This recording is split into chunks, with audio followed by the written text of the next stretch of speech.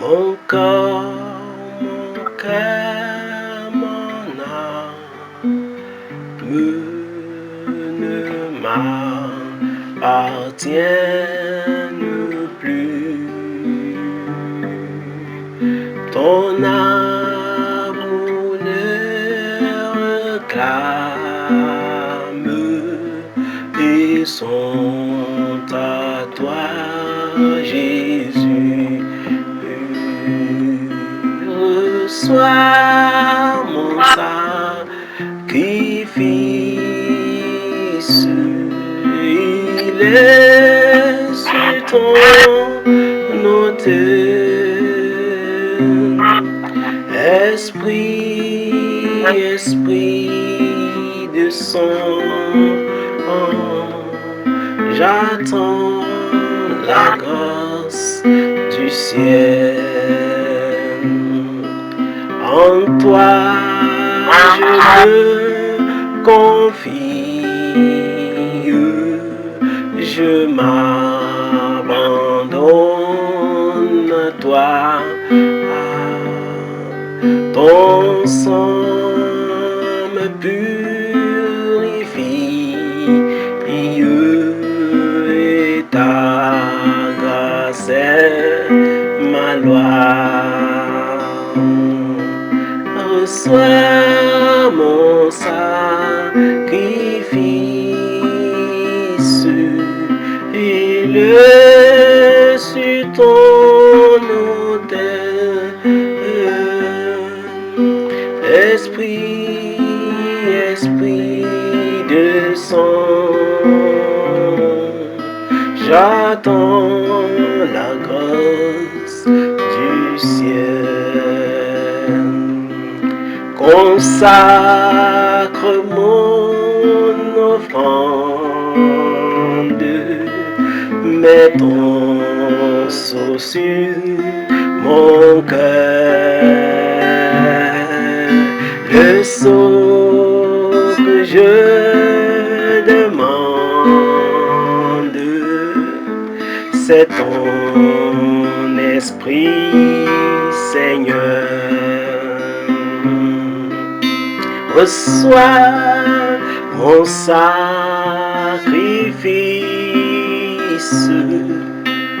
il est sur ton autel. J'attends l'esprit descend, j'attends la grâce du ciel.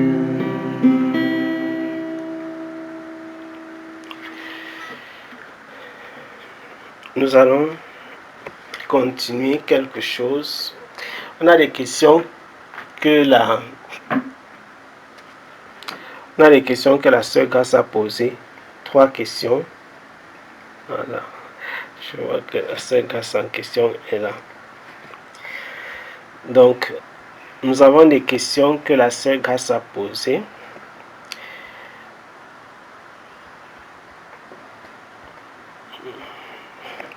Et donc, nous allons aborder une de ces questions. C'est vrai que Sœur Grace arrive. Bonsoir, Sœur Grace.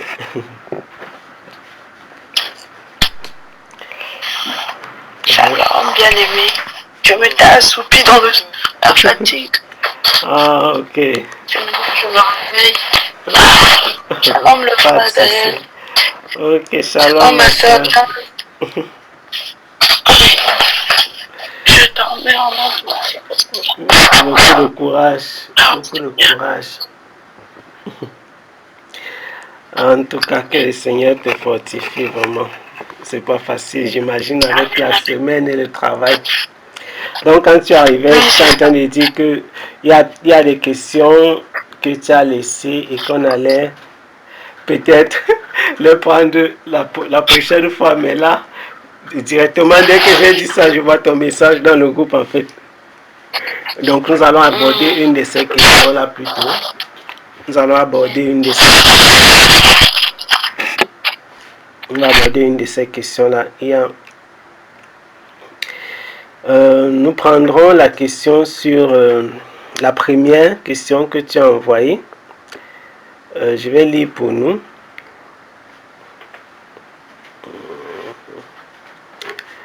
Je vais lire pour nous rapidement la question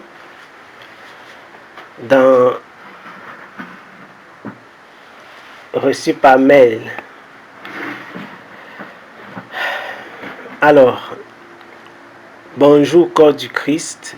J'ai une interrogation sur la parabole aux évangiles de Matthieu 21, 42. Jésus leur dit: N'avez-vous jamais lu dans les Écritures la pierre qu'ont rejetée ceux qui bâtissaient est devenue la principale de l'angle? C'est du Seigneur que cela est venu et c'est un prodige à nos yeux. Comment comprenez-vous ce qui est coloré en rouge? Alors, elle a coloré comme ceux qui bâtissaient, c'est-à-dire en fait, qui sont ceux qui bâtissaient en fait. S'agit-il des principaux sacrificateurs, les scribes, les pharisiens? Ça, c'est la première question. Deuxièmement, la pierre rejetée, est-ce notre Seigneur Jésus-Christ? Troisièmement, il y a plusieurs questions là. L'angle révèle-t-elle le verset où il est écrit: nul ne va au Père que par moi? Grand merci d'avance pour toutes les interventions et que Dieu nous bénisse. Ok. Bon, je crois qu'on va lire le texte du contexte, ou alors le texte concerné par la question. On va lire le texte concerné par la question.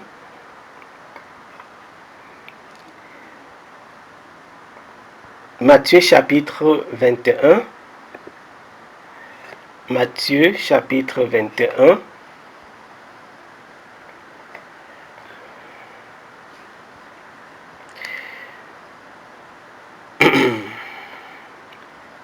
Matthieu chapitre 21.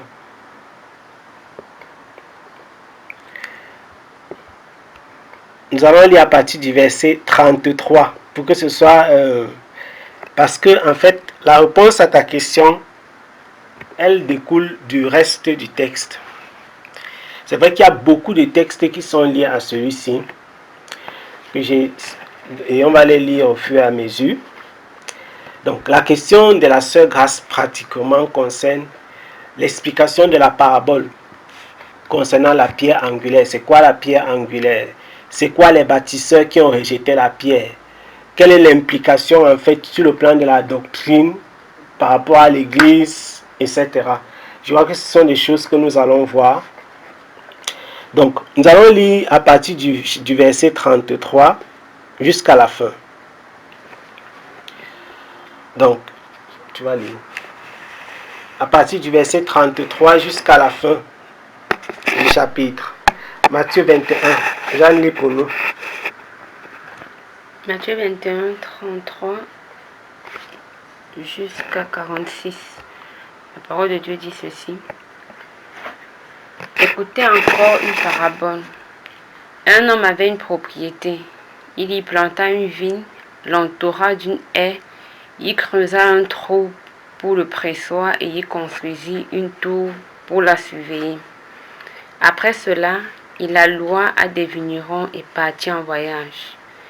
À l'approche des vendages, il envoya des serviteurs auprès de ces vignerons pour recevoir la part de récolte qui lui revenait.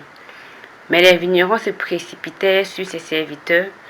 L'un d'eux fut roué de coups, un autre fut tué, un troisième assommé à coups de pierre. Le propriétaire envoya alors d'autres serviteurs plus nombreux que les premiers, mais ils furent reçus de la même manière par les vignerons. Finalement, il envoya son propre fils en se disant: pour mon fils au moins, ils auront du respect. Mais dès que les vignerons aperçurent le fils, il se dit entre eux, voilà l'héritier, venez, tuons-le, et nous récupérerons son héritage. Ils se jetèrent donc sur lui, le traînèrent hors du vignoble et le tuèrent. Quand le propriétaire de la vigne viendra, comment agira-t-il envers ses vignerons? Il lui répondit, il fera exécuter sans pitié ces misérables, puis il confiera le soin de sa vigne à d'autres vignerons qui lui donneront sa part de récolte en temps voulu. Et Jésus ajouta, n'avez-vous jamais lu dans les Écritures, la pierre rejetée par les constructeurs est devenue la pierre principale à l'angle de l'édifice? C'est le Seigneur qui l'a voulu ainsi, et c'est un prodige à nos yeux. Voilà pourquoi je vous déclare que le royaume de Dieu vous sera enlevé et sera donné à un peuple qui en produira les fruits. Mais celui qui tombera sur cette pierre-là se brisera la nuque, et si elle tombe sur quelqu'un, elle l'écrasera. Après avoir entendu ces paraboles, les chefs des prêtres et les pharisiens comprirent que c'était eux que Jésus visait. Ils cherchaient un moyen de l'arrêter, mais il avait peur des réactions de la foule, car tous considéraient Jésus comme un prophète. Amen. Amen. Tous considéraient Jésus comme un prophète. Tous considéraient Jésus comme un prophète. Cette parabole, en réalité, dans cette parabole, il y a beaucoup d'événements qui sont cités de façon cachée. Il y a même un mystère, le mystère de la chute et du relèvement d'Israël. C'est-à-dire que comment est-ce que Dieu a prévu que Israël devait fauter et que Dieu devait les rejeter pour ensuite attacher l'Église. Et on verra dans Romains chapitre 11, si le Seigneur fait grâce par rapport à cela. C'est vraiment une parabole pleine d'enseignements. Pleine d'enseignements. Pleine d'enseignements. On va essayer de comprendre exactement quel est le message caché dans cette parabole. Qui sont ceux-là qui bâtissaient? C'est quoi cette pierre angulaire? C'est quoi cette pierre angulaire? De qui il est question? Et pourquoi la Bible déclare? Pourquoi? Parce qu'il est écrit là-bas que c'est le Seigneur qui l'a voulu ainsi. Pourquoi est-ce que c'est un prodige à nos yeux? Tout ça, il y a des réponses dans la Bible en fait. Nous allons lire dans le livre des Psaumes, Psaume chapitre 118. Psaume chapitre 118, verset 22.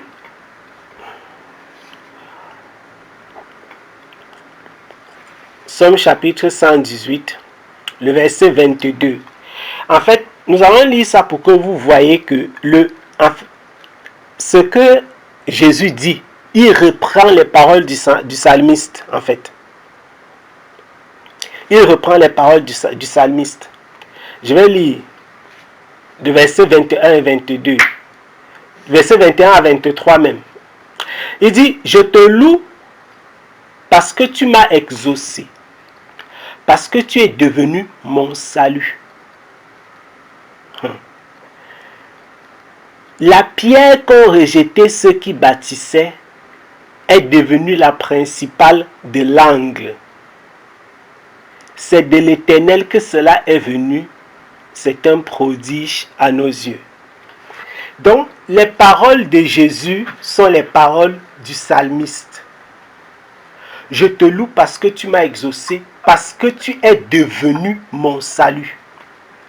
Donc, la pierre qu'ont rejeté ceux qui bâtissaient est devenue la principale de l'angle. C'est cette pierre-là qui symbolise le salut. On va comprendre de quoi est-ce qu'il est question et comment est-ce qu'il s'agit de Jésus-Christ. C'est de l'Éternel que cela est venu.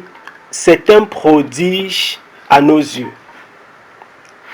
Donc en fait, Jésus reprend les paroles de David dans le psaume 118. Et nous comprenons donc que le psalmiste, lorsqu'il donne cette parole, lorsque le psalmiste, lorsque nous lisons les psaumes, on peut ne pas comprendre, on peut croire que ce sont simplement des chants, ce sont simplement des paroles qui sont émises, mais ce sont véritablement des prophéties. Les psaumes sont des prophéties. Ce sont des prophéties, c'est la parole du Seigneur en fait, les psaumes. C'est-à-dire que c'est mu par l'esprit que les psalmistes ont écrit. Ce n'était pas juste des cantiques comme ça, qui venaient, qui tombaient du néant. C'est mu par l'esprit, c'est poussé par le Saint-Esprit qu'ils ont prophétisé. Et donc, il y a la révélation du Seigneur Jésus-Christ dans ces psaumes-là. On va lire également ce que dit Ésaïe. On va lire également ce que dit Ésaïe. Ésaïe. Ésaïe, nous allons lire le verset, chapitre 28, le verset 16. Ésaïe chapitre 28, le verset 16. Nous devons comprendre pourquoi est-ce que, déjà de prime abord, j'ai dit que cette pierre-ci, ça symbolise le salut. Et en quel sens est-ce que cette pierre, c'est la pierre du salut, et on dit que ça va écraser d'autres personnes. Parce que ça, c'est une prophétie en fait. Ésaïe dit ceci, chapitre 28, le verset 16. C'est pourquoi ainsi parle le Seigneur, l'Éternel. Voici, j'ai mis pour fondement en Sion une pierre. J'ai mis pour fondement en Sion une pierre. Une pierre éprouvée. Une pierre angulaire de prix. Solidement posée, celui qui la prendra pour appui n'aura point hâte de fuir. Ah, donc, celui qui prend appui sur cette pierre-ci n'a pas hâte de fuir. Or, on a vu ailleurs que si elle tombe sur quelqu'un, elle va le briser. Donc, la même pierre qui est solidement posée, qu'on appelle ailleurs la pierre angulaire, c'est une pierre d'appui pour les uns et une pierre qui écrase les autres. Lorsque nous regardons à la figure du Seigneur Jésus-Christ, qu'est-ce que Jésus-Christ représente? Jésus-Christ représente le Seigneur, il représente le Sauveur pour nous. Lorsque nous invoquons le nom du Seigneur Jésus-Christ, la Bible déclare que celui qui invoquera le nom du Seigneur sera sauvé. Lorsque j'invoque le nom du Seigneur, lorsque Grâce, Merveille, Jeanne, Olive, lorsque vous invoquez le nom du Seigneur, c'est pourquoi? C'est pour le salut, ce n'est pas pour le jugement. Mais il y en a qui invoquent le nom du Seigneur, il n'y a rien, parce qu'il n'y a aucune relation entre eux et le Seigneur. Il y en a même qui ne connaissent pas le nom du Seigneur. Donc, il y a deux groupes. Ceux qui invoquent le Seigneur comme Seigneur et Sauveur véritablement de leur vie, et ceux qui le rencontreront comme un juge. C'est le même. Jésus-Christ est Seigneur et il est Sauveur pour les uns, et il est le juge pour tous. Mais sauf que pour ses enfants, ce n'est pas le même jugement qu'on va subir. Pour ses enfants, il ne s'agit pas du même jugement. Il ne s'agit pas du même jugement. Donc, la même pierre qui est la pierre angulaire, qu'est-ce qu'on appelle même la pierre angulaire? Pour ceux qui connaissent, ceux qui voient un peu, vous voyez les maisons, comment on construit une maison. Les maisons sont faites de façon à ce que, quand vous voyez un mur, il y a des endroits fragiles sur un mur, que si vous touchez cet endroit-là, vous allez fragiliser le mur tout entier. Et il ne pourra pas tenir. Ce mur va s'écrouler. Ce mur va s'écrouler. Et vous allez constater que généralement, lorsqu'on construit des murs, lorsqu'on construit une maison, c'est au niveau des angles qu'on place les poteaux. C'est au niveau des angles qu'on place les poteaux lorsqu'on fait la construction d'une maison. C'est au niveau des angles qu'on place les poteaux. Cela veut dire exactement ce que ça veut dire. Parce que ce sont les angles qui soutiennent. C'est l'angle qui soutient. C'est pourquoi c'est généralement au niveau de l'angle que le poteau est placé. C'est au niveau de l'angle qu'on place le poteau parce que c'est l'angle qui soutient. Et vous allez voir que si tu brises l'angle d'un mur, la probabilité, le temps de vie qui reste à ce mur, c'est-à-dire que si tu as deux murs qui sont reliés par un angle, fût-il droit, aigu ou obtus, si tu brises l'angle qui relie les deux murs, les murs peuvent perdre l'équilibre. Parce que c'est l'angle en général qui donne l'équilibre, qui permet aux murs d'être tenus les uns contre les autres. En parlant des murs, bien évidemment. Et donc, quand la Bible parle de pierre angulaire, Ésaïe a clairement spécifié que c'est la pierre de prix, solidement posée. Donc, c'est la pierre sans laquelle on ne peut pas bâtir. Il est impossible de bâtir sans cette pierre. C'est impossible. C'est la pierre sans laquelle on ne peut pas bâtir. On va lire dans le livre de Zacharie.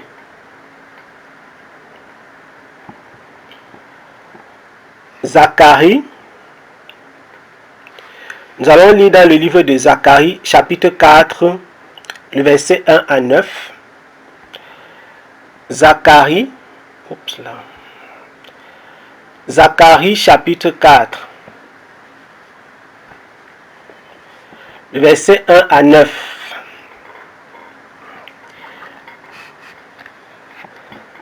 Zacharie 4, verset 1 à 9. Je lis. L'ange qui me parlait revint et me réveilla comme un homme que l'on réveille de son sommeil. Il me dit, que vois-tu? Je répondis, je regarde et voici, il y a un chandelier tout en or, surmonté d'un vase et portant 7 lampes, avec 7 conduits pour les lampes qui sont au sommet du chandelier. Et il y a près de lui 2 oliviers, l'un à droite du vase et l'autre à sa gauche. Et reprenant la parole, j'ai dit à l'ange qui me parlait, que signifient ces choses, mon Seigneur? L'ange qui me parlait me répondit, ne sais-tu pas ce que signifient ces choses? J'ai dit non, mon Seigneur. Alors il reprit et me dit, c'est ici la parole que l'Éternel adresse à Zorobabel. Ouvrez vos oreilles. Ce n'est ni par la puissance, ni par la force, mais c'est par mon esprit, dit l'Éternel. Je vais faire un crochet. Les gens, on a l'habitude de citer ce verset-ci, mais il y a un contexte. Et je crois que dans l'occasion de ce texte-ci, on va comprendre exactement pourquoi Dieu dit dans ce verset. Il dit que ce n'est ni par la puissance, ni par la force, mais c'est par mon esprit, dit l'Éternel. C'est-à-dire que c'est par l'esprit de l'Éternel.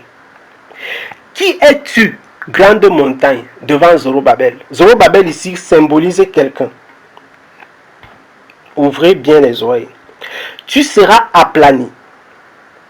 Qui es-tu, grande montagne, devant Zorobabel?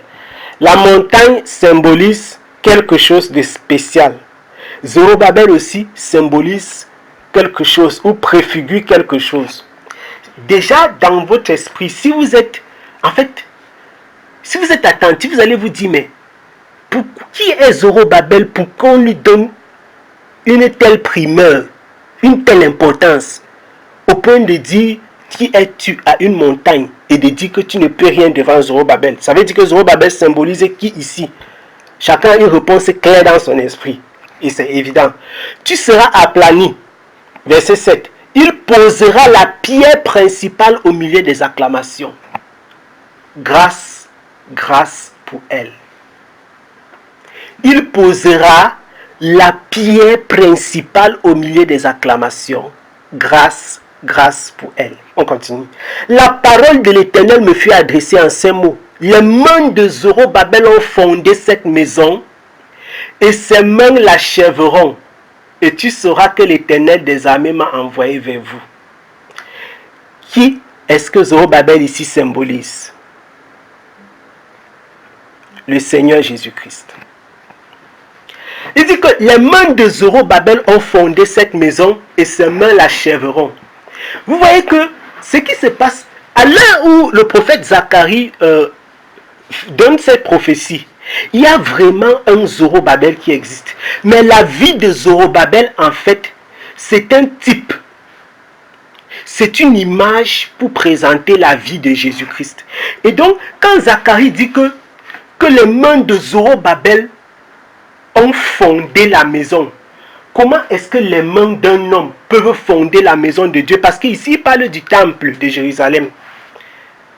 Comment est-ce que les mains d'un homme peuvent fonder la maison de Dieu? Alors ici, nous comprenons que la prophétie, une prophétie peut cacher des choses merveilleuses. Et c'est pourquoi il faut l'explication de la prophétie. Regardez, les mains de Zorobabel ont fondé la maison. Or, qui est celui qui a fondé la maison de Dieu? Il n'y a pas quelqu'un qui a fondé la maison de Dieu. C'est Dieu lui-même qui a fondé sa maison. Et comment on peut dire que les mains de Zorobabel ont fondé cette maison et ses mains l'achèveront? Donc, comment quelqu'un peut fonder la maison de Dieu, le temple de Dieu? Et on peut dire que la personne a fondé et va l'achever. Nous sommes toujours dans le texte. Et vous allez comprendre exactement pourquoi est-ce que nous parlons, nous expliquons. Nous sommes en train d'expliquer ici que la pierre angulaire dont on parle, c'est Jésus-Christ. C'est lui qui a fondé toutes choses. C'est lui la pierre du milieu. C'est lui le rocher du salut. C'est ce que nous sommes en train d'essayer de voir dans les Écritures. C'est lui la pierre du milieu, c'est lui le rocher du salut. Il dit que les mains de Zorobabel ont fondé la maison et ses mains vont l'achever. Jésus-Christ dit que qui va bâtir l'église? Jésus-Christ dit que qui va bâtir son église? Il dit que lui-même il va bâtir son église. Tu es pierre. Sur cette pierre, je bâtirai mon église. Donc, ce n'est pas un homme qui bâtit l'église de Dieu. Ce n'est pas un homme qui bâtit l'église du Seigneur Jésus-Christ. Ce n'est pas un homme. La parole du Seigneur à Pierre, elle est claire. Tu es pierre et sur cette pierre, je bâtirai mon église. C'est la parole du Seigneur. Je vais lire encore ce que déclare toujours dans le livre de Zacharie. Je rentre pour lire le chapitre 3 et puis j'irai lire au chapitre 10, un verset. Écoutez ce que Zacharie a vu. Parce que j'ai dit qu'il parlait d'une montagne et il est en train de cacher quelque chose dans la prophétie. Le chapitre 3, je lis le chapitre 3. Écoutez. Il me fit voir Josué, le souverain sacrificateur, debout devant l'ange de l'Éternel et Satan qui se tenait à sa droite pour l'accuser. Donc il y avait Satan, l'accusateur, gardé à l'esprit, et il y avait Josué, le souverain sacrificateur. Or, dans l'ancienne alliance, le souverain sacrificateur symbolise quelque chose. Parce que la Bible déclare que Jésus-Christ lui-même a dit que vous sondez les Écritures croyant trouver la vie, mais l'Écriture parle de moi en fait. Donc quand on parlait du souverain sacrificateur dans l'ancienne alliance, c'était l'image pour présenter Christ. C'est pourquoi le souverain sacrificateur devait offrir l'offrande, il devait offrir le sacrifice pour le peuple.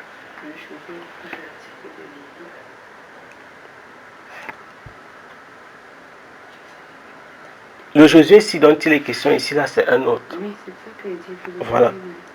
Donc, le souverain sacrificateur dont on parle ici, il est l'image de Christ. Parce que c'est le souverain sacrificateur qui offre le sacrifice.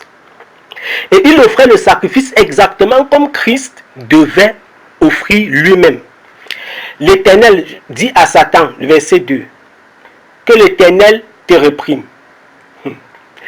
Satan, que l'Éternel te réprime.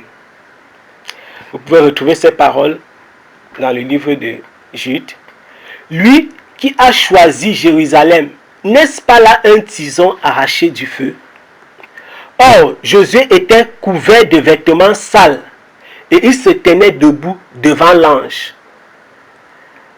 Donc, le souverain sacrificateur, habillé de vêtements sales et devant l'ange.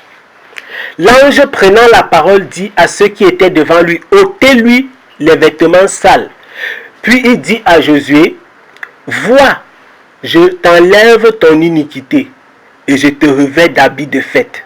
Je dis, qu'on mette sur ta tête un turban pur. Il mit un turban pur sur sa tête et lui mit des vêtements. L'ange de l'Éternel était là. L'ange de l'Éternel fit à Josué cette déclaration. Ainsi parle l'Éternel des armées. Si tu marches dans mes voies, si tu observes mes ordres, tu jugeras ma maison et tu garderas mes parvis. Je te donnerai libre accès parmi ceux qui sont ici. Écoute donc, Josué, souverain sacrificateur, toi et tes compagnons qui sont assis devant toi, car ce sont des hommes qui serviront des signes. Voici, je ferai venir mon serviteur le gemme. Voilà. Zacharie chapitre 3, le verset 8, il dit, je ferai venir mon serviteur le gemme. L'expression le gemme ici, quand Dieu dit, je ferai venir mon serviteur le gemme ici, c'est le Messie. Quand on dit que quelque chose est gemme, le gemme, c'est ce qui est le plus important. Quand on parle en agriculture, c'est ce qui permet à ce que la plante puisse germer, pousser. Le germe, loin, le Messie. Car voici, pour ce qui est de la pierre que j'ai placée devant Josué. Écoutez ça. Il y a 7 yeux sur cette seule pierre. Voici, je graverai moi-même ce qui doit être gravé, dit l'Éternel des armées, et j'enlèverai l'iniquité de ce pays en un jour. En ce jour-là, dit l'Éternel des armées, vous vous inviterez les uns les autres sous la vigne et sous le figuier. Donc, le Seigneur est en train de révéler ici qu'il y a l'iniquité qui doit être ôtée. Et que cette iniquité-là doit et sera ôtée un jour. J'enlèverai l'iniquité de ce pays un jour. Donc cette iniquité-là n'est pas encore ôtée. Mais que dit le prophète Jean? Qu'est-ce que Jean dit de Jésus-Christ? Que c'est qui est la personne qui ôte le péché? Je ne sais pas si vous êtes en train de suivre, de comprendre la progression. Jean dit dans son livre de Matthieu chapitre 3 là-bas, il dit que celui-ci est mon fils bien-aimé. Il dit, Jean dit que c'est Dieu plutôt qui dit celui-ci est mon fils bien-aimé. Et Jean rend témoignage en disant, voici l'agneau de Dieu qui ôte le péché du monde. Et Dieu dit, celui-ci est mon fils bien-aimé en qui j'ai mis toute mon affection. Donc il y a le témoignage que Dieu rend de Christ, qu'il est le germe dont Zacharie a parlé dans Zacharie chapitre 3. Et il y a le témoignage que Jean rend de Christ en disant, voici l'agneau de Dieu qui ôte le péché du monde. Là-bas dans Matthieu chapitre 3. Et donc Matthieu chapitre 3 rejoint Zacharie chapitre 3. Car Zacharie parle du germe. Le germe, c'est le Messie. C'est l'envoyé de Dieu. C'est Dieu qui est venu dans la chair. Et l'Éternel dit que je vais enlever l'iniquité de ce pays un jour. Ça veut dire que les sacrifices qu'on faisait, ça ne pouvait pas retirer l'iniquité du pays. Les sacrifices ne pouvaient pas ôter l'iniquité du pays. Nous allons lire maintenant le chapitre 10, le verset 3 à 4, toujours Zacharie, chapitre 10, le verset 3 à 4.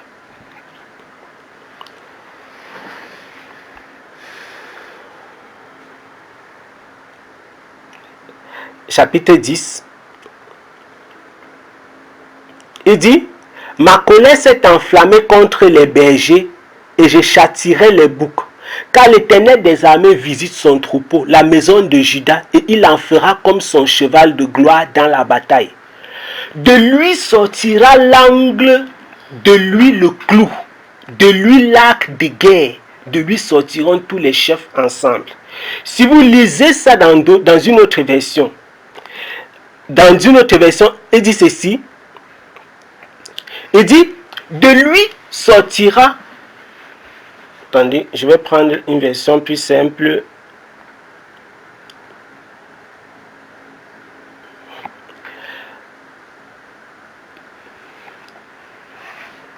Je lis dans la version Semeur. Voici ce qu'il déclare. Car la pierre angulaire sortira de Juda. Parce que quand on lit dans la version Louis II que de lui sortira l'angle, ce n'est pas bien compréhensible. Vous comprenez dans le sens, pourquoi est-ce qu'on est en train de progresser doucement pour montrer que les prophéties ont déjà parlé de la pierre angulaire. Et la pierre angulaire la caractérise une personne spécifiquement. Et c'est cette personne-là qui doit bâtir le temple du Seigneur. Zacharie dit dans le chapitre 10, il dit, verset 4, il dit que car la pierre angulaire sortira de Juda. Donc, si le Messie venait d'une autre tribu que la tribu de Juda, ce n'est pas le Messie. D'ailleurs, Jacob avait prophétisé que le sceptre ne s'éloignera pas de Juda. Vous voyez? La pierre angulaire sortira de Juda. De lui aussi viendra le piquet de la tente ainsi que l'arc de guerre. Oui, de lui tous les chefs seront issus. Donc, la pierre angulaire, c'est lui le germe, c'est lui le Messie.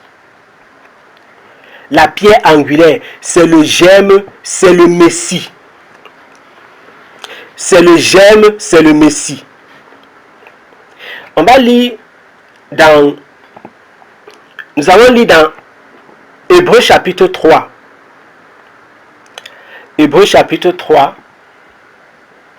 Tout à l'heure, j'ai dit que celui qui bâtit toutes choses, parce que nous étions en train d'expliquer que Zorobabel symbolise quelque chose. Quand Zacharie déclare que cette montagne ne peut pas tenir devant Zorobabel, parce que Zorobabel symbolise quelque chose de particulier. Zorobabel symbolise celui qui a bâti le temple. Or, celui qui bâtit le temple, c'est Christ. Jésus-Christ déclare, il dit, détruisez ce temple et je le bâtirai en 3 jours. Or, le temple là, c'est son corps. Or, son corps, c'est l'église. Il dit donc, tu es pierre et sur cette pierre, je bâtirai mon église. Donc, dans le livre d'Hébreux, nous disions,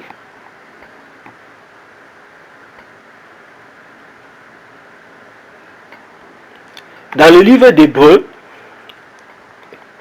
Hébreux chapitre 3, je vais lire les 4 premiers versets. Hébreux chapitre 3, les 4 premiers versets. Voici ce que la parole du Seigneur déclare.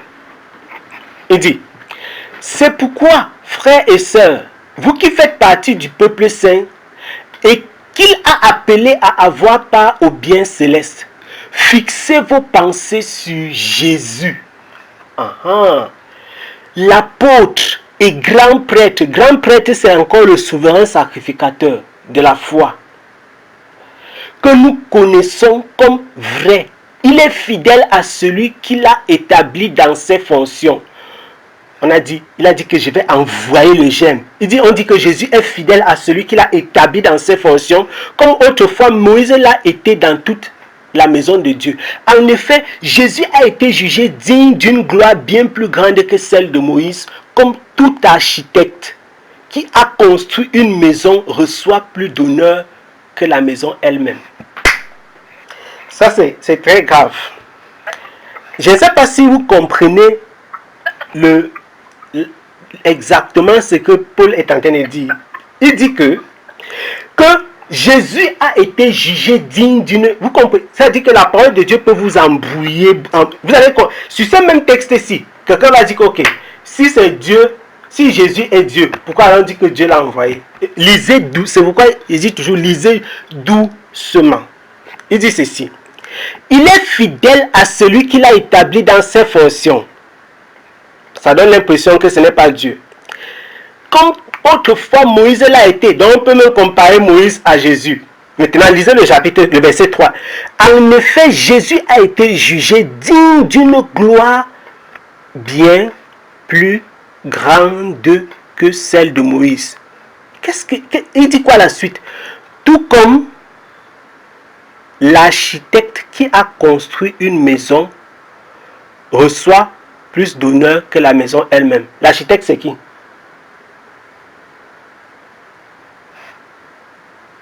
L'architecte, c'est qui? Malik, l'architecte, c'est qui? L'architecte, c'est Jésus, la pierre angulaire. Amen. C'est évident quand tu lis les textes. Donc, il ne faut pas s'arrêter sur le verset qui dit que comme Moïse a été fidèle, Jésus a été fidèle. Ça veut dire que Jésus est un envoyé comme Moïse. C'est pourquoi il faut faire attention aux Écritures. S'arrêter sur un verset pour définir une doctrine. C'est-à-dire, on dit que Moïse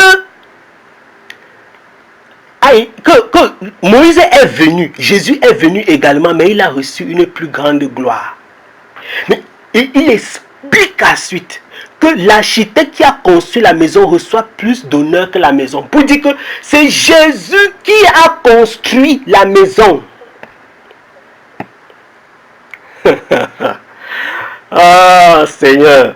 Donc, la pierre angulaire, c'est lui le rocher, c'est lui le bâtisseur. Maintenant, regardez ce qui est dit au verset 4. Il n'y a pas de maison sans constructeur et celui qui construit toutes choses, c'est... Ah Seigneur, c'est Dieu. Donc Jésus-Christ est Dieu. C'est incroyable. Il n'y a pas de maison sans constructeur. Celui qui construit toutes choses, c'est Dieu. Or, on vient de nous dire que l'architecte qui a construit une maison reçoit plus d'honneur que la maison elle-même. Et l'architecte, c'est Christ. La maison, c'est Moïse. Donc, on ne peut donner plus d'honneur à la maison qu'à l'architecte. Voyez comment l'Écriture nous présente clairement Christ. Bon, clairement, de façon voilée. Parce que ce n'est pas une suite logique. Ce sont des textes qui sont parsemés. Et c'est pourquoi la Bible déclare que Dieu dit que vous me chercherez et vous me trouverez. Parce que la révélation de Christ est dans les Écritures, mais il est caché dans les Écritures. Ce n'est pas que quand tu ouvres comme ça, les textes commencent à te dire que moi voici, je suis ici. Non. Il faut chercher le Seigneur. C'est-à-dire que si la sœur Grâce, par exemple, ne méditait pas, tu n'allais pas avoir une question pareille. Et tu n'allais jamais... Tu pouvais passer, repasser et jamais comprendre. On n'a pas encore terminé, mais tu n'allais jamais comprendre les liens. Quelle est la profondeur, quel est le sens réel de la pierre angulaire, le rocher de l'angle. C'est lui le rocher, c'est lui le bâtisseur. C'est lui le rocher, c'est lui le bâtisseur. On va lire ce que Pierre dit dans 1 Pierre chapitre 2 et dans Éphésiens chapitre 2. Là, on va lire tout le chapitre. 1 Pierre chapitre 2 et Éphésiens chapitre 2.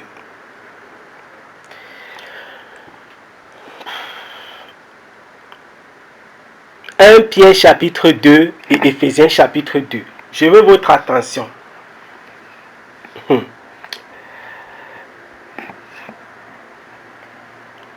1 Pierre chapitre 2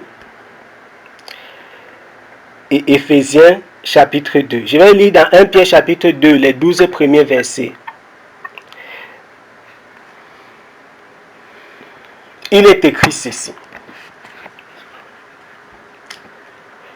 Rejetez donc toutes les formes de méchanceté et de ruse, l'hypocrisie, la jalousie et toute médisance, comme des enfants nouveau-nés. On peut prendre chacune des choses que Pierre a demandé de rejeter et que chacun examine vraiment, est-ce que dans sa vie, est-ce qu'il est hypocrite, est-ce qu'il est méchant, est-ce qu'il est une personne rusée, est-ce que je suis jaloux?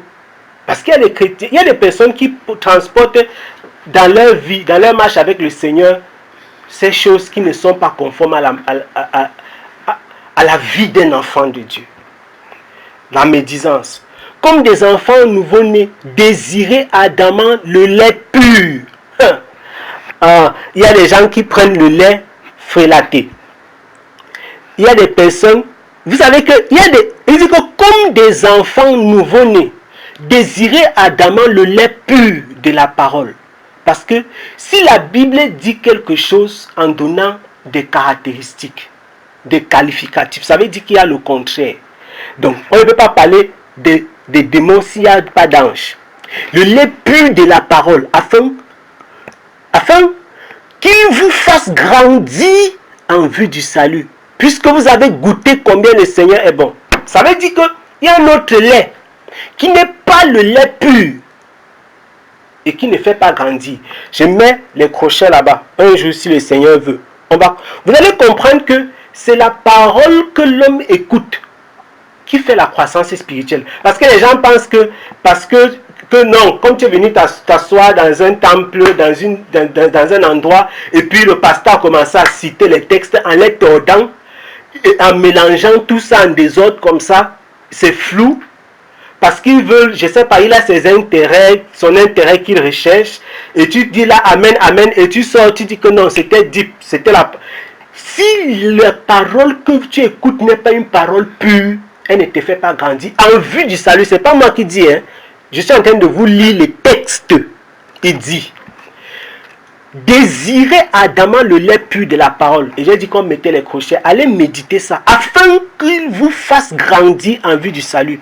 Donc tu peux grandir en vue d'autres choses. Tu peux grandir en vue d'être businessman.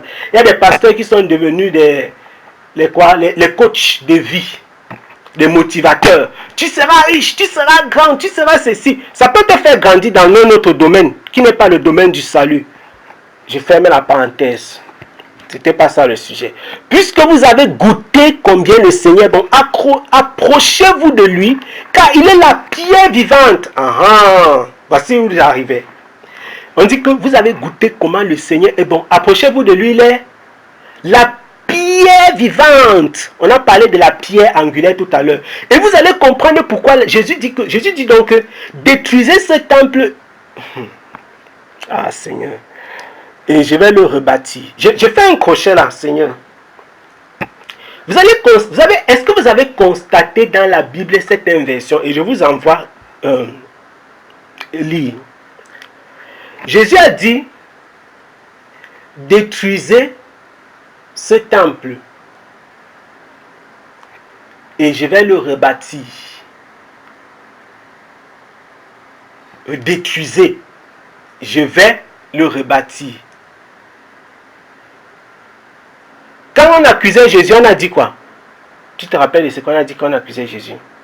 Il a dit qu'il va rebâtir. Il a dit qu'il va détruire le temple et le rebâtir. Or, Jésus n'a jamais dit qu'il allait détruire. Je ne sais pas si vous comprenez la subtilité de la chose. Jésus dit, détruisez ce temple et je le rebâtirai. Il n'a pas dit que je vais détruire et rebâtir. Donc, il y a l'acte de détruire doit être fait par eux et l'acte de bâtir doit être fait par Christ. Détruisez, je bâtirai. Allez lire les textes et comprendre la profondeur. Christ n'est pas celui qui détruit l'œuvre. Il est celui qui bâtit. On continue. Regardez ce qu'il dit. Approchez-vous de lui, car il est la pierre vivante que les hommes ont rejetée, mais que Dieu a choisie et à laquelle il attache une grande valeur. La pierre vivante que les hommes ont rejetée. Maintenant, la sœur Grâce avait ajouté, c'est qui donc ces bâtisseurs? On va donc comprendre que ce sont les hommes qui ont rejeté Christ.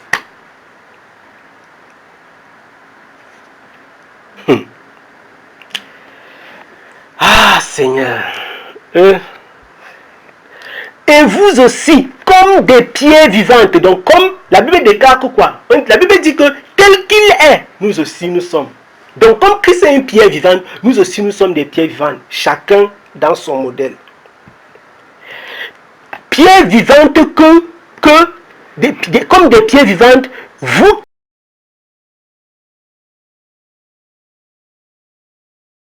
formez un temple spirituel, édifiez-vous pour constituer une sainte communauté de prêtres, chargés de lui offrir des sacrifices spirituels qu'il pourra accepter favorablement par Jésus-Christ. Les gens disent que, les gens viennent, ils dansent, ils font du n'importe quoi.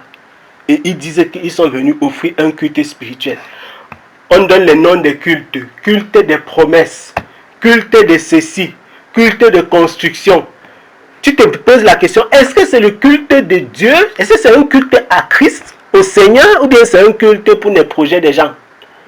Culte de construction. Culte de congé. Les noms des cultes. Voici en effet ce qu'on trouve dans l'écriture à ce sujet. Moi, je place en Sion une pierre angulaire choisie d'une grande valeur. Celui qui met sa confiance en elle ne connaîtra jamais le déshonneur. Vous comprenez donc que la pierre angulaire ôte le déshonneur. Quand tu mets ta confiance en elle, tu ne vas pas connaître le déshonneur. Pour vous donc qui croyez l'honneur, écoutez, celui qui met sa confiance en elle, ça c'est la fin du verset 6, ne connaîtra jamais le déshonneur. Écoutez maintenant. Pour vous donc qui croyez l'honneur. Mais pour ceux qui ne croient pas, la pierre que les constructeurs ont rejetée est devenue la principale pierre de l'encre. Une pierre qu'on heurte. Un rocher qui fait trébucher. Parce qu'ils refusent de croire à la parole, il leur arrive ce qui était prévu pour eux. Ils tombent à cause de cette pierre. J'ai envie d'acclamer comment Dieu est puissant. Ils ont eu ce qui était prévu pour eux. Donc, vous comprenez ce que nous avons lu tout à l'heure. J'ai dit que chaque verset de la Bible, chaque principe, Dieu sait exactement. Tout à l'heure, je disais dans ce verset que nous avons lu, j'ai dit qu'on reviendra tout à l'heure. Quand nous avons lu, il a dit que le Seigneur qui l'a voulu ainsi. Allez lire encore Matthieu chapitre 21 que nous avons lu tout à l'heure, le verset 42. J'ai dit tout à l'heure que vous allez comprendre pourquoi la Bible déclare que c'est le Seigneur qui l'a voulu ainsi. Et c'est un prodige à nos yeux. C'est un mystère. Donc Dieu a voulu que ce soit ainsi. Et vous pouvez lire Romains chapitre 11 pour bien comprendre pourquoi est-ce que Dieu a voulu que les Israélites pêchent, qu'ils soient rejetés. C'est révélé dans Romains chapitre 11. Ah Seigneur. Mais vous êtes un peuple élu, une communauté de rois, prêtres, une nation sainte, un peuple que Dieu a pris pour sien. On dit que c'est Dieu qui a pris, ce n'est pas nous qui avons pris Dieu. Comme les gens disaient que je te choisis aujourd'hui. Pour que vous célébriez bien les œuvres merveilleuses de celui qui vous a appelé à passer des ténèbres à son admirable lumière. Car vous qui autrefois n'étiez pas son peuple, vous êtes maintenant le peuple de Dieu. Vous qui n'aviez pas obtenu compassion, vous avez désormais obtenu compassion. Mes chers amis, vous êtes dans ce monde comme des résidents temporaires, des étrangers. Il faut dire ça aux gens.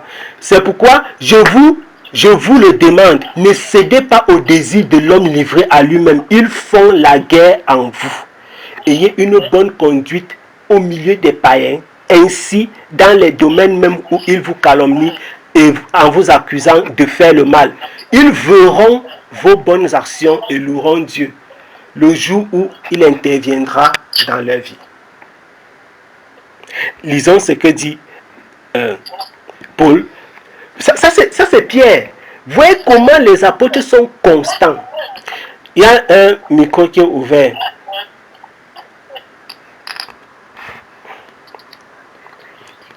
Donc, Éphésiens chapitre 2. Éphésiens chapitre 2. Paul a dit la même chose que Pierre. Donc c'est aujourd'hui que les gens se contredisent. Autrefois, Éphésiens chapitre 2, vous étiez morts à cause de vos fautes. Vous allez comprendre pourquoi je parlais d'un mystère que Dieu a caché.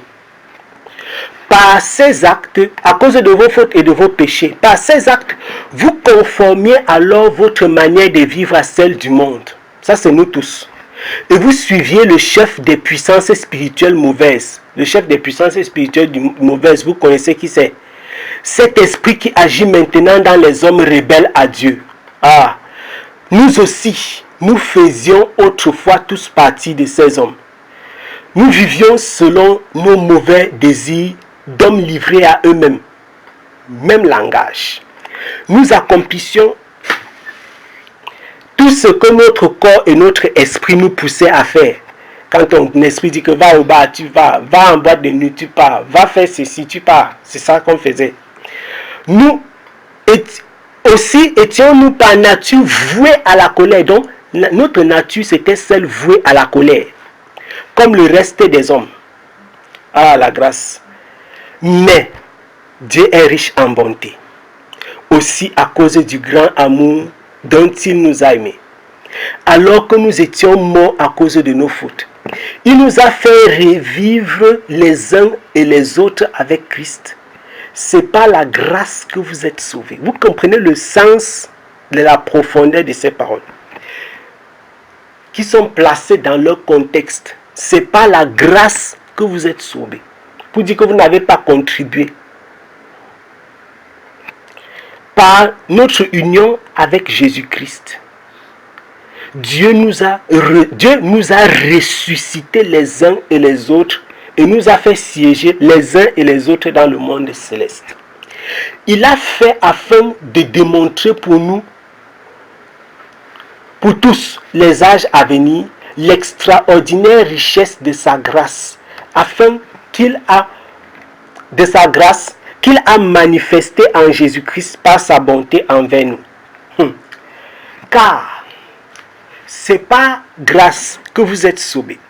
Par le moyen de la foi, cela ne vient pas de vous. C'est un don de Dieu.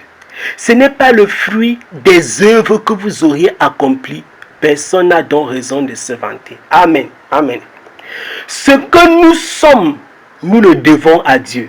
Ça, ce sont des paroles que quand l'orgueil monte dans votre cœur, il faut lire. Car notre union avec Jésus-Christ, ce que nous sommes, nous le devons à Dieu. Car notre union avec Jésus-Christ, par notre union avec Jésus-Christ, Dieu nous a créés pour une vie riche d'œuvres bonnes qu'il a préparées à l'avance afin que nous les accomplissions. Merci Seigneur. C'est pourquoi, vous qui portez dans votre corps la preuve, nous ne sommes pas sortis du contexte, vous allez comprendre. Nous qui portons, vous qui portez plutôt, dans votre corps la preuve que vous n'êtes pas des juifs, c'est-à-dire nous les païens, dans la chair, et qui donc êtes traités d'incirconcis. Nous, les juifs, nous traitent d'incirconcis. Par ceux qui se disent les circoncis, c'est-à-dire les juifs, à cause d'un rite accompli sur le corps, c'est-à-dire dans la chair, et par des hommes. Rappelez-vous quelle était votre situation autrefois. En ce temps-là, vous étiez sans Messie, c'est-à-dire sans Christ. Vous étiez étrangers aux alliances conclues par Dieu pour garantir sa promesse, sans espérance et sans Dieu dans le monde. Mais maintenant, par votre union avec Jésus-Christ, vous qui autrefois étiez loin, vous êtes devenus proches grâce au sacrifice de Christ. Car nous lui devons notre paix. Il a en effet instauré l'unité entre les juifs et les non-juifs. L'unité, ce n'est pas l'unité qui vont faire le défilé ensemble. C'est l'unité spirituelle. Parce que sur le plan physique, ils peuvent toujours se combattre. Et abattu le mur qui les séparait, le mur de la séparation spirituelle. En livrant son corps à la mort, il a annulé les effets de ce qui faisait d'eux des ennemis, c'est-à-dire la loi de Moïse, dans ses commandements et ses règles. La Bible déclare qu'il a annulé les effets de la loi de Moïse dans ses commandements et ses règles. Il voulait ainsi créer une seule et nouvelle humanité à partir des Juifs et des non-Juifs, qu'il a unis à lui-même, dont Dieu a fait l'Église à partir du peuple juif et du peuple non-juif. Il a formé un seul peuple maintenant à partir de ces deux. Unis à lui-même, en établissant la paix. Il voulait aussi les réconcilier. C'est pourquoi j'ai parlé tout à l'heure d'un mystère. L'Église, c'est un temple spirituel que Dieu a bâti en prenant des pierres chez les Juifs et chez les païens. C'est pourquoi la Bible dit que c'est Dieu lui-même qui bâtit ce temple, ce n'est pas des hommes. Parce que si Dieu avait demandé aux Juifs de bâtir, ils allaient se choisir eux seuls. Il voulait aussi réconcilier les uns les autres avec Dieu et les unir en un seul corps en supprimant par sa mort sur la croix ce qui faisait d'eux des ennemis. Ainsi, il est venu annoncer la paix à vous qui étiez loin et la paix à ceux qui étaient proches. Car grâce à lui, nous avons accès les uns les autres, les uns comme les autres auprès du Père par le même esprit. Ce n'est pas par la force, nous avons dit. Ce n'est pas par la puissance, c'est par ton esprit, par l'esprit de l'Éternel. Car grâce à lui, le verset 18 dit, nous avons accès les uns aux autres auprès du Père, par le même esprit. Donc c'est le même Saint-Esprit que le juif a, que le païen a. Il n'y a pas un Saint-Esprit des juifs. Voilà pourquoi vous n'êtes plus étrangers ou des résidents temporaires. Vous êtes citoyens, des membres du peuple saint. Vous faites partie de la famille de Dieu. Amen. Dieu vous a intégré à l'édifice. Amen. Amen. Amen. Qu'il construit sur le fondement des apôtres et des prophètes. Sur le fondement que sont les apôtres, ces prophètes, et dont Jésus-Christ lui-même est la pierre principale. Vous voyez donc où j'étais en train de partir. Tout ce que l'apôtre Paul a dit dans ce Éphésiens chapitre 2, c'était pour présenter qu'est-ce que l'Église. Si vous voulez comprendre la valeur spirituelle, le fondement de l'Église, Éphésiens chapitre 2. Lisez ce que Pierre dit, ce que Paul dit. Magnifique, pareil. Le même message. Il dit que Pierre dit que nous sommes les pierres vivantes. Comme lui-même il est une pierre vivante. Que nous sommes des prêtres. Paul dit qu'il a pris les juifs et les non-juifs pour former un seul peuple. Et il dit, Dieu nous a intégrés à l'édifice qu'il a construit sur le fondement que sont les apôtres et les prophètes. Donc, les apôtres et les prophètes forment un fondement et Christ est la pierre angulaire de ce fondement-là. Amen. Amen. En lui, toute la construction s'élève bien coordonnée afin d'être un temple saint dans le Seigneur. Et unis à Christ, vous avez été intégrés ensemble à cette construction pour former une demeure où Dieu habite par l'Esprit. Merci Seigneur. N'est-ce pas merveilleux de comprendre comment Dieu a fait des choses et caché dans les Écritures? Maintenant, c'est tout à fait formidable de comprendre ces choses, de voir comment dans les textes, le Seigneur est capable de cacher des choses. Vous pouvez aller lire dans le livre de Romains chapitre 11, comme je disais tout à l'heure, pour comprendre comment est-ce que Dieu a fait chuter Israël pour sauver les païens. Prenez du temps pour lire et méditer Romains chapitre 11. Et s'il y a des questions, on pourra les aborder. Là-bas, donc, l'apôtre Paul explique comment Dieu a permis, il a laissé Israël chuter volontairement pour incorporer l'Église. Ce qu'il expliquait ici dans Éphésiens chapitre 2. vous pouvez lire Ésaïe chapitre 53 pour comprendre exactement dans ce livre d'Ésaïe chapitre 53 comment la Bible nous présente qu'il a souffert. Il a souffert dans ce livre d'Ésaïe au chapitre 53. La prophétie d'Ésaïe présente clairement comment Jésus-Christ a été rejeté. Qu'est-ce qu'il a fait pour porter ce salut-là? Vous pouvez lire Ésaïe au chapitre 53. Il a porté les meurtrissures des hommes. Il a été rejeté des hommes.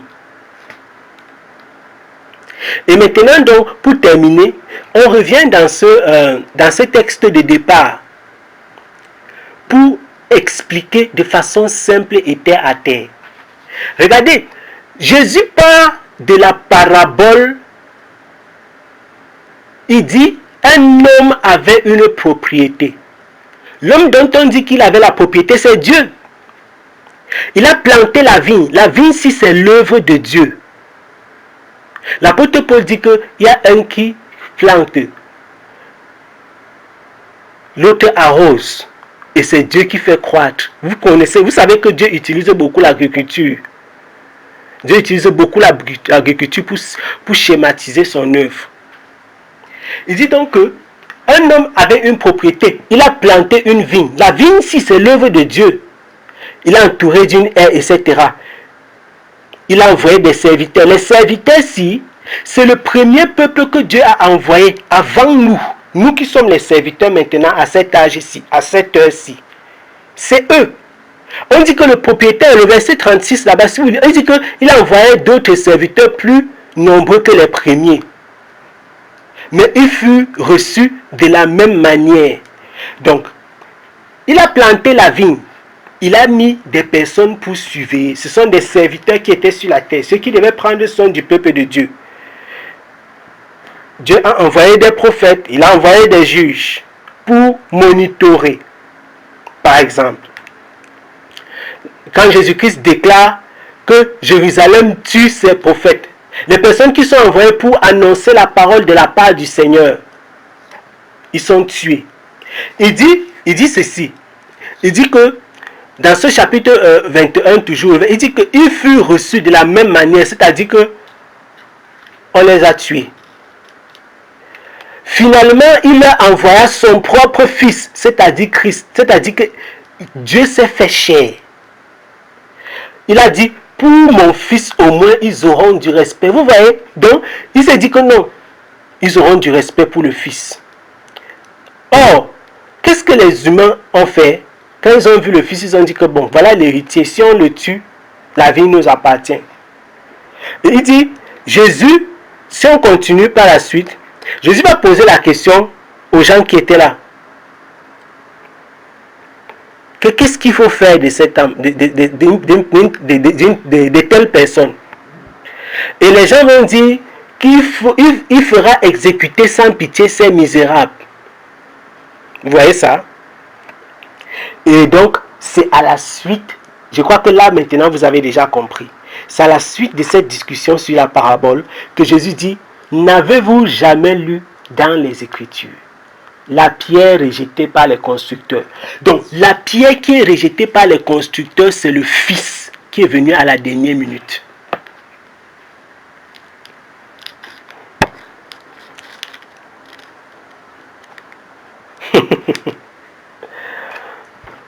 La pierre rejetée par les constructeurs, c'est le Fils qui est venu et qui a été rejeté. Il dit, c'est pourquoi, vous voyez donc que les pharisiens et les juifs, ils n'ont pas reconnu le Seigneur quand il est venu en fait. Donc ils l'ont rejeté.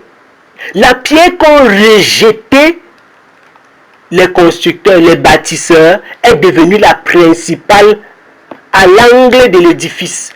C'est le Seigneur qui l'a voulu ainsi, c'est un prodige.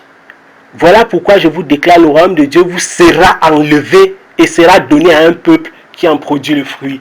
Et c'est pourquoi j'ai demandé de lire Romains 11, où vous allez comprendre donc comment Dieu a laissé que les Juifs pêchent pour incorporer l'Église afin de former un seul peuple spirituel.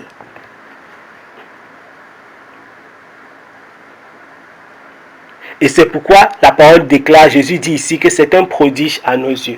C'est-à-dire c'est un miracle, c'est quelque chose d'incompréhensible en fait.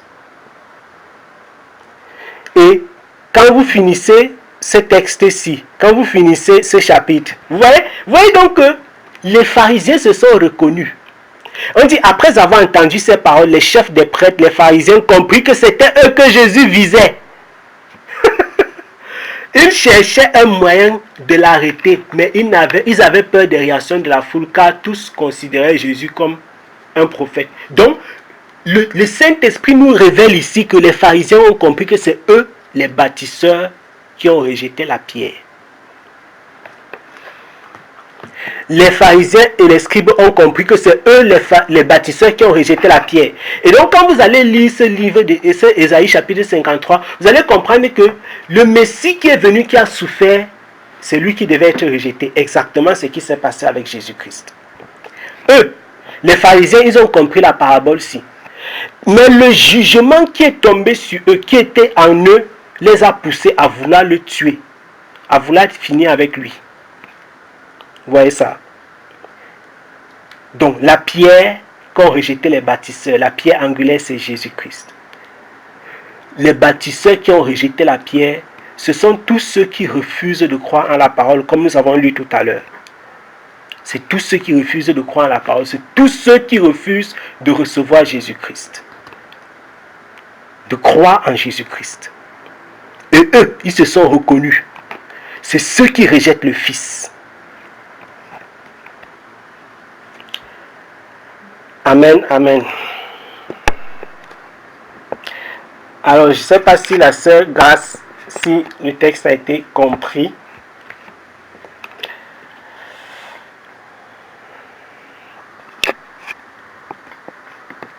Si oui, nous avons terminé.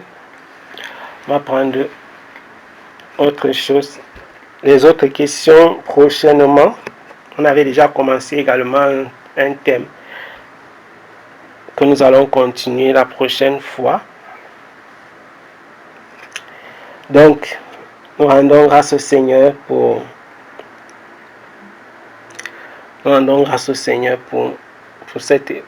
ces moments. Prenez le temps de relire ces textes et de relier les textes. De relier les textes. En méditant. Je crois que vous allez mieux les comprendre.